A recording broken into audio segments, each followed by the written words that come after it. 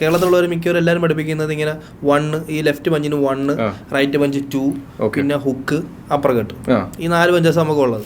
Normally പഞ്ചസിന്റെ പേരെന്ന് പറയുന്നത് ജാബ്, റൈറ്റ് പഞ്ചിന് ക്രോസ്, ഹുക്ക്, അപ്പർ കട്ട്. അപ്പോൾ അപ്പർ കട്ട് തന്നെ നമുക്ക് ലെഫ്റ്റ് അപ്പർ കട്ട് ഉണ്ട്, റൈറ്റ് അപ്പർ കട്ട് ഉണ്ട്, hook, left hook, right hook, ഇത് രണ്ടും ഉണ്ട്. പിന്നെ ഡിഫൻസുകൾ നമ്മൾ സ്ലിപ്പ്, വീവ്, സ്റ്റെപ്പ് ബാക്ക്.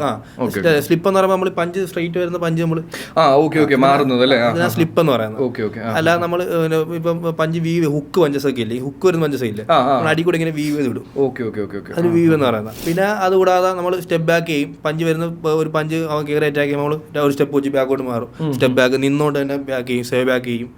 അത് ഡഗ് ചെയ്യും. ഡഗ് എന്ന് പറഞ്ഞാൽ പഞ്ച് നേരെ വന്നിട്ട് പഞ്ച് ജസ്റ്റ് ഇങ്ങനെ ഇരുന്ന് കൊടുക്കും, പഞ്ച് മേളിൽ കൂടെ ഡഗ് ചെയ്യും. അങ്ങനെ നിങ്ങൾ ഈ സെക്കൻഡ്സ് നിൽക്കുന്ന സമയമുണ്ടല്ലോ, അപ്പൊ ഈ വാക്കുകൾ തന്നെയാണോ പറയുക? ഇപ്പൊ അമച്ചറിനാണെങ്കിൽ ഒരുപാട് സംസാരിക്കാൻ പറ്റത്തില്ല.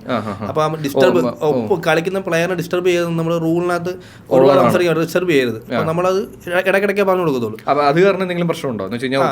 റഫറി ഒരുപാട് റഫറി നമ്മളത് പറയും, വാണി തരും, സൈലന്റ് ആവാൻ പറയും.